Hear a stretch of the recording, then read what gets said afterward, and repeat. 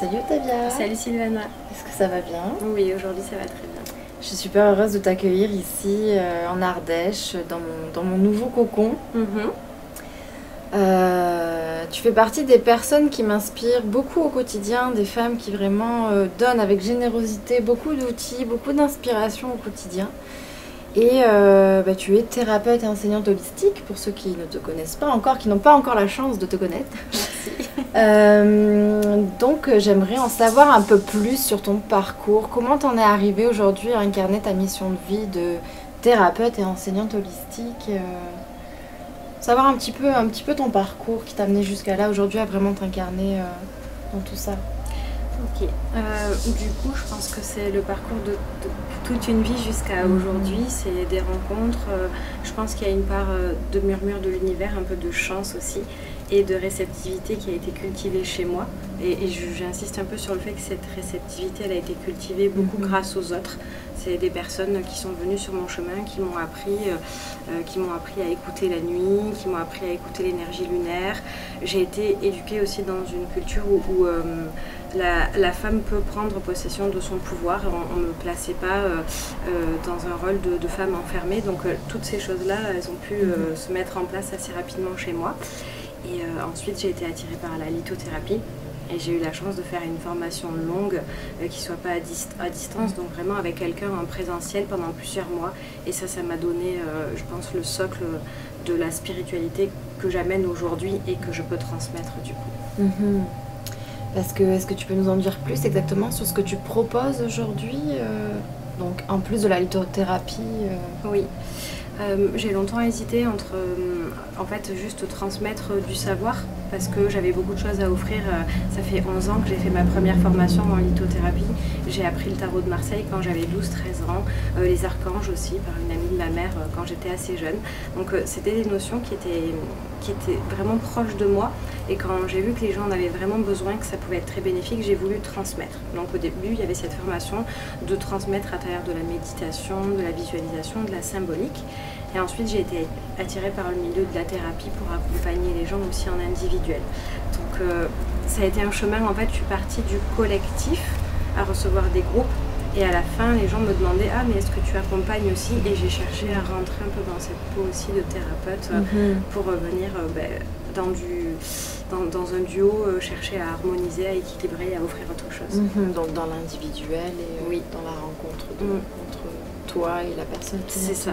Qui vient te demander conseil ou guérison en tout cas. Et il y a vraiment plusieurs sujets avec lesquels j'aimerais parler avec toi. Donc tu es aussi très imprégnée de paganisme, de culture païenne. Tu es aussi prêtresse officieuse, comment on dit on dit prêtresse. C'est très bien, c'est un mot qui... En tout cas, moi, ça me... Parce qu'on me dit aussi officiante, officiante de mariage païen. Je me sens plus dans l'énergie de la prêtresse. Vraiment, c'est un peu plus ancien, mais ça me colle mieux, je pense, à la peau. Et pour les personnes qui, ça a une connotation très négative, hein, des fois, chez certaines personnes, quand on parle de paganisme. Est-ce que toi, tu peux nous livrer ton point de vue et ton regard sur le paganisme, aujourd'hui en tout cas tel qu'il est? Alors oui, moi je parlerais bien de paganisme et pas de néo-paganisme parce que voilà, je pense qu'il y a une réappropriation de ce savoir ancestral et c'est très personnel, mais moi j'aime aller un petit peu à la source, aux origines des choses. Après certes je vais me les approprier, mais je vais essayer de garder le socle en fait, quelque chose d'assez pur. Et le paganisme pour moi c'est vraiment un retour à l'archétype sauvage. C'est une connexion aux saisons, c'est une compréhension du monde dans lequel on vit. Et ce monde-là, il y a plusieurs règnes.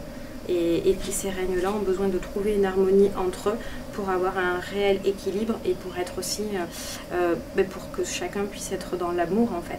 S'il y a un règne qui domine l'autre, il y en a un qui ne peut pas transmettre son savoir.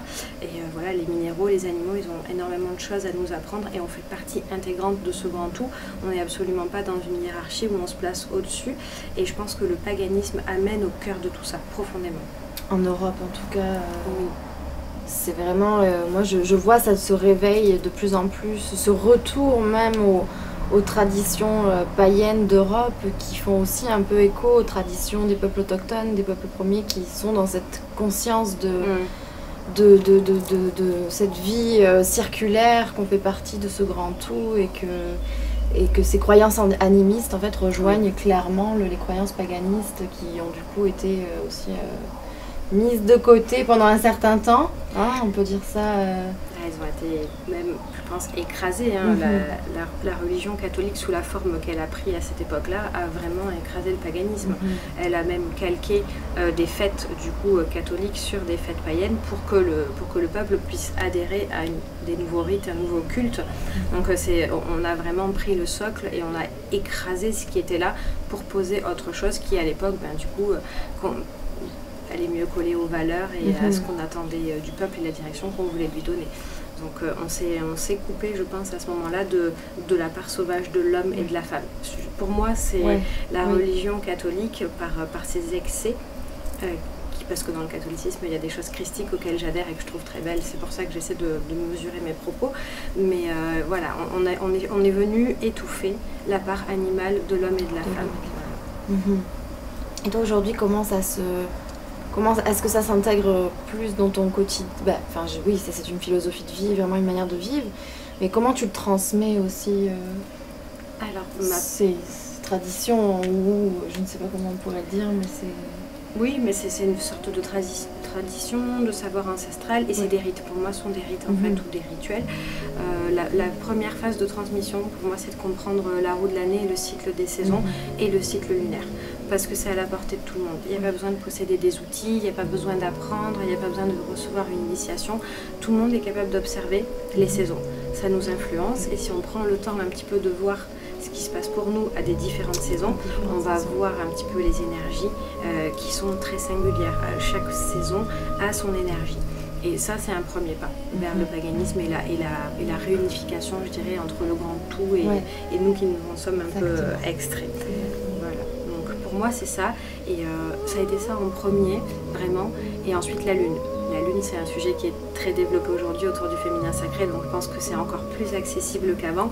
Et pour moi, c'est profondément indissociable du cycle du soleil et des saisons. Tout va tourner ensemble. Ouais, c'est recréer du lien avec le monde qui nous entoure, en fait. C'est recréer une connexion et un échange, en fait, qui se crée une communication qui se fait avec le monde qui est simplement autour de nous, en fait. En fait, c'est là où je pense qu'on fait l'erreur, c'est qu'on parle d'environnement et qu'on parle de monde autour de nous, alors qu'on est dedans. On est dedans, mais voilà, c'est normal, hein, c'est une pensée qui est très véhiculée et on dit j'ai envie d'être entourée de nature et pas j'ai envie de m'inclure à la nature, parce qu'on vient de là. De m'unir avec la nature et de retrouver ma place, qui est complètement intégrante en fait à la nature. Oui. C'est vraiment hyper enrichissant quand on commence à redécouvrir toutes ces croyances et tout cet univers païen que je trouve très naturel au final, très juste, très simple. Et est-ce que tu peux juste peut-être nous évoquer quelques-unes de ces fêtes, de ces grandes fêtes païennes? Là, on va arriver sur Lugnasad. Alors, ça. Je le prononce mal, hein. Je pense qu'il faudrait le prononcer Lunasa, je crois. Mais ça s'écrit Lugnasad. Et donc, c'est la célébration qui va arriver là, tout début août. Originellement, elle se faisait juste avant la première pleine lune d'août. Et donc, des fois, la pleine lune, elle arrive le 20. Donc, ça ne tombe plus du tout sur le début août. Ah oui. Voilà. Là, cette année, on a de la chance. La pleine lune arrive le 3. Donc, on va pouvoir fêter le roi Lugh le dimanche, juste avant le 2. Donc, le roi soleil. C'est un roi et c'est aussi un dieu qui représente le soleil. Voilà. Et il se sacrifie pour les humains. Donc en gros, il pousse son dernier souffle, sa dernière lumière pour que les humains puissent faire des récoltes et avoir de quoi passer l'hiver. Avant la phase descendante. C'est ça. Donc on est sur un dieu qui s'offre en sacrifice. C'est une de ses facettes en tout cas qui est célébrée à Lugh. Et donc c'est une très belle fête où les gens se réunissent, on partage déjà ce qu'on a pu mettre de côté en termes de récolte, donc la nourriture, on va faire du pain et tout le monde va manger le pain, on va aussi l'offrir aux divinités et on va aussi partager des idées. C'est un moment où on se rejoint entre nous, on discute et donc il y a un véritable échange à la fois matériel et immatériel. Donc c'est une période propice à la co-création. Et par oui, exemple. c'est une période propice aussi à tisser des promesses parce qu'après l'hiver s'invite, la période sombre. Et oui. Et à ce moment-là, on est moins dynamisé pour créer. Ouais. Donc on parle des projets qu'on va faire naître au printemps prochain. On en parle là sur la période de Lugh en disant « Oh, j'aimerais travailler avec toi, je pense qu'avec toi je me sens en sécurité ou je peux consolider ». Et comme ça, après, l'hiver va passer dessus, on va intérioriser tout ça, on va aller au fond des choses. Et au printemps, on sera disponible pour le faire. Pour l'éclosion. C'est ça, exactement. Et tu nous partages aussi beaucoup, donc via les réseaux sociaux, tu partages beaucoup de photos de toi. En fait, tu as beaucoup expérimenté la photographie en tant que femme. Et étant photographe, j'ai envie de te questionner un petit peu sur cette position, toi, en tant que modèle. Et comment la photographie t'a aidé à te reconnecter à toi en tant que femme? Waouh, super question. C'est une question qui va vraiment au fond des choses pour moi par rapport à ma féminité et vraiment à mon corps. Je dirais que tout simplement ça a été une libération d'avoir la chance de me reconnecter à mon image à travers des gens qui souhaitaient me prendre en photo parce qu'ils voyaient quelque chose chez moi qui était de l'ordre de l'expression. On m'a dit t'exprimes quelque chose et ça c'est essentiel. Et je me voyais pas en fait comme ça, donc déjà je voyais pas ce côté expressif et surtout j'aimais pas mon corps en image. Et c'est bête hein, mais il a fallu que d'autres gens l'apprécient pour moi pour que je puisse arriver moi à cette reconstruction, à cette image. Donc c'est complètement thérapeutique. Ouais. C'est vraiment le mot, ça a été une libération de mon image, une reconnexion à moi, à mes courbes de femme, à ce que je pouvais incarner dans le monde en images et qui sont en harmonie bien sûr avec mon cœur. Absolument. Et on sent que c'est très sincère, que c'est très intègre et qu'il y a vraiment eu un gros travail de reconnexion à la femme que tu es, vraiment. Ouais. Non, je voulais avoir ton regard parce que justement, voilà, on n'a pas encore échangé à travers un objectif ensemble, mais toi, en tant que modèle, comme tu as rencontré beaucoup de photographes, il y a aussi toi, qu'est-ce que tu as ressenti justement en tant que modèle et en tant que personne qui a exploré cette photothérapie, en fait, profondément. Et je souhaite à toutes les femmes de n'importe quel âge qui posent un regard sur leur corps, qui les fait sentir amoindris dans leur puissance, qui les fait complexer, qui les fait se comparer aux autres. Je leur souhaite à toutes de rencontrer des photographes comme celles et ceux que j'ai rencontrés, parce que pour moi c'est un métier de cœur. On se met au service de l'image de l'autre. Absolument. On va lui montrer la beauté qui existe chez lui ou chez elle, qu'on ne peut pas voir soi-même. Et c'est un cadeau, c'est d'une générosité incroyable. Et puis il y a un œil, il y a un regard qui est ramené, il y a de la douceur ou de la puissance qui est ramenée sur un corps qui parfois, dans sa mémoire, il a gardé autre chose. Absolument. Donc, et c'est pour ça qu'à chaque fois, c'est même naturel venant de moi quand je témoigne de beauté, quand je témoigne d'une femme qui est devant mon objectif et que moi je vois une fée, je vois vraiment un être de la nature, je vois en elle quelque chose de si beau et que elle, c'est comme un cadeau aussi, même déjà oral, de pouvoir apporter cette énergie, cette vague d'amour et de bienveillance à la personne. Et surtout, voilà, on est tellement complexés, nous, en tant que femmes, on porte tellement un bagage quand même assez, voilà, qui prend du temps pour s'harmoniser, mais la photo, en tout cas, fait partie de ces outils qui permettent à se reconnecter à soi et qui, du coup, toi, en tant que femme, dans ton cheminement, ton incarnation, ta mission de vie, ça t'a aidé aussi à prendre ta place. Ça m'a aidé à prendre conscience des mouvements de mon corps, donc déjà à voir ce que je pouvais exprimer et qu'il pouvait y avoir de la beauté dans des gestes que je m'interdisais de faire parce que trop féminin ou trop sauvage ou je sais pas. Hein. Et ça ramène, la gestuelle est super importante pour déployer son pouvoir et pour accéder aussi à sa mission de vie. Et toutes ces choses-là, en fait, de pouvoir les jouer dans un premier temps en image, ça m'a aidé à les incarner. Ouais, waouh. Très holistique, hein. Tout ton parcours, hein, d'où Éclaireuse Holistique, ton nom d'entreprise, c'est ça? Oui, c'est ça. Et t'as vraiment, voilà, tu t'es reconnecté avec ton temple intérieur, ton corps, ton espace, ton vaisseau intérieur, puis le vaisseau autour, enfin, le vaisseau dans lequel on fait partie et dans lequel on est partie intégrante. Et c'est vraiment inspirant tout ça, comment tout a du lien et tout s'est croisé dans ton parcours. C'est ça, tout s'est interconnecté Ouais. et c'est pour ça que je parle de réceptivité. Je pense que ça vient toujours s'inviter à nous et il y a des moments où on est trop dans... on est fermé en fait à tout ça, on ne se rend pas compte que ce sont des mains tendues, des portes ouvertes et on n'est pas réceptive. Donc voilà, c'est important je pense d'être vraiment comme une belle fleur comme ça qui s'ouvre et qui attire et qui capte des belles choses. J'aime bien l'image. Et alors, on balaye un petit peu plusieurs sujets. Là, c'est vraiment des choses qui me viennent de manière intuitive avec toi, sur lesquelles j'ai envie d'échanger avec toi. Donc on parle beaucoup d'écologie en ce moment, dans cette période où voilà, là, on traverse vraiment un bouleversement planétaire qui nous atteint tous d'une manière ou d'une autre.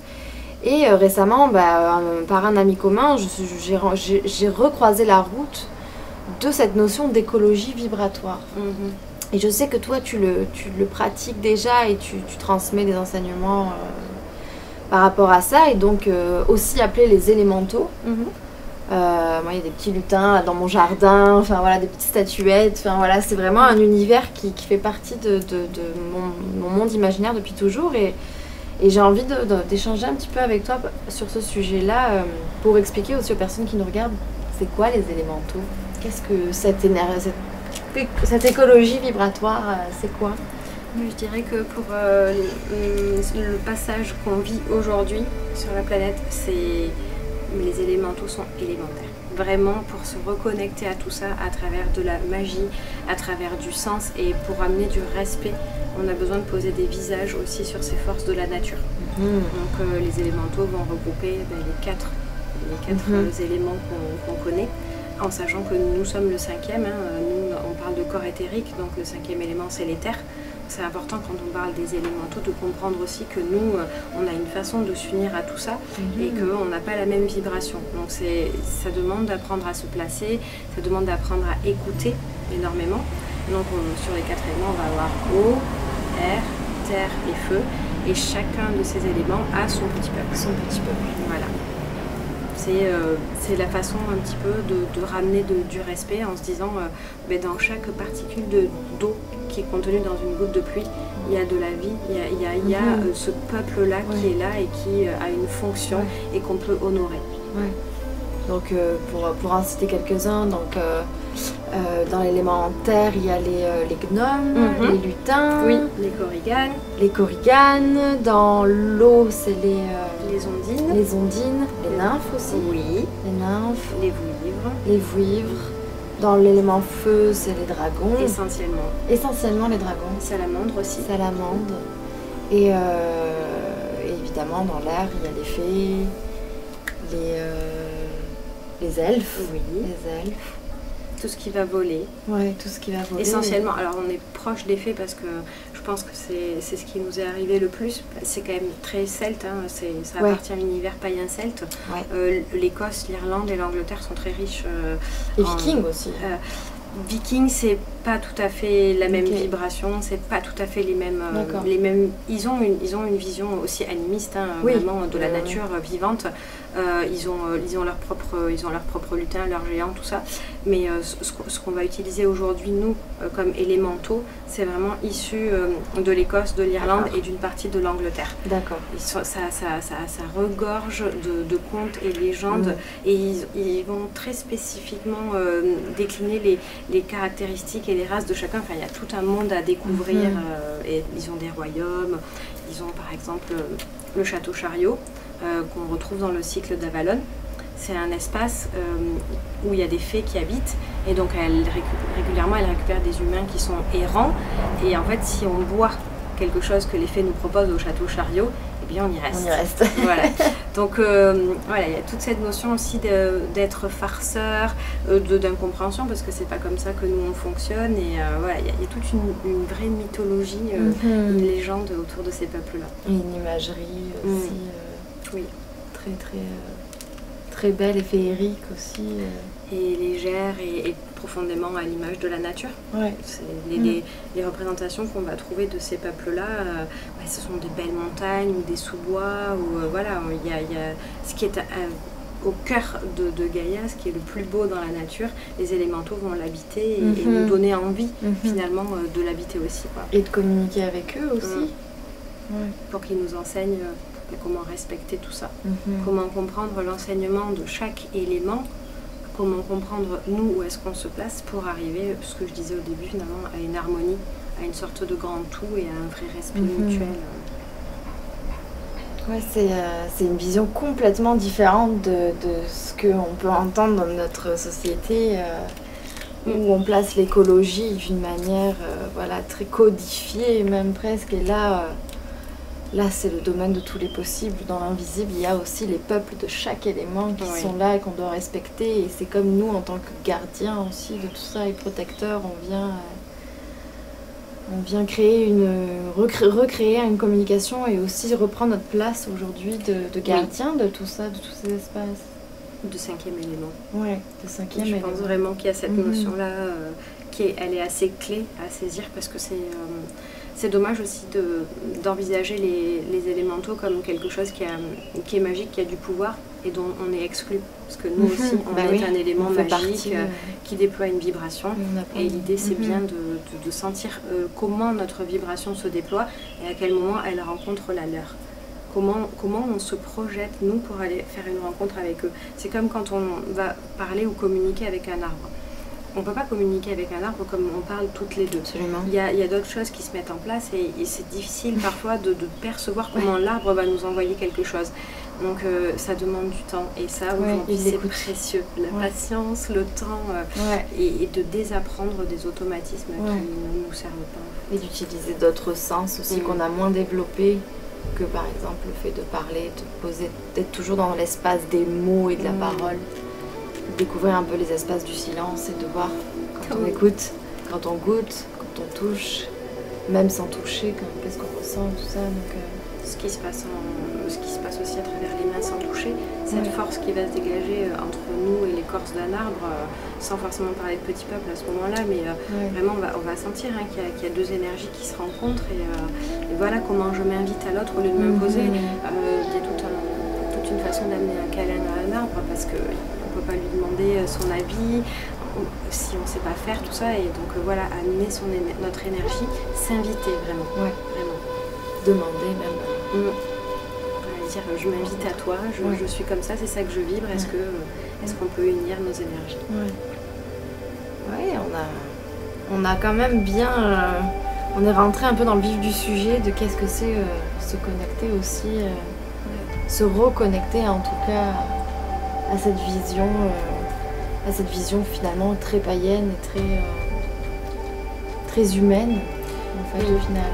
Elle est très humaine, je pense qu'elle a souffert de beaucoup de façons de percevoir le monde en disant c'est le monde qui nous entoure au lieu de dire c'est le monde dans lequel on est. Ouais, c'est le monde qui est en moi aussi. Oui, c'est vrai. C'est le reflet. Comment on va traiter aussi les élémentaux ou la lune, comment on va comprendre les cycles de la lune, c'est vraiment le reflet de notre écologie intérieure. Absolument.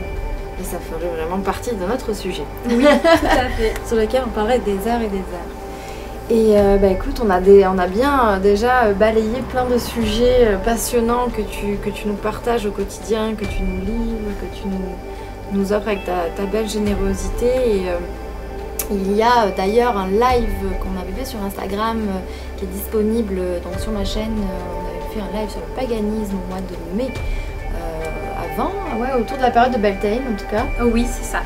On parlait de la fête début mai de Beltane et donc que vous pouvez voir en accès sur ma chaîne YouTube.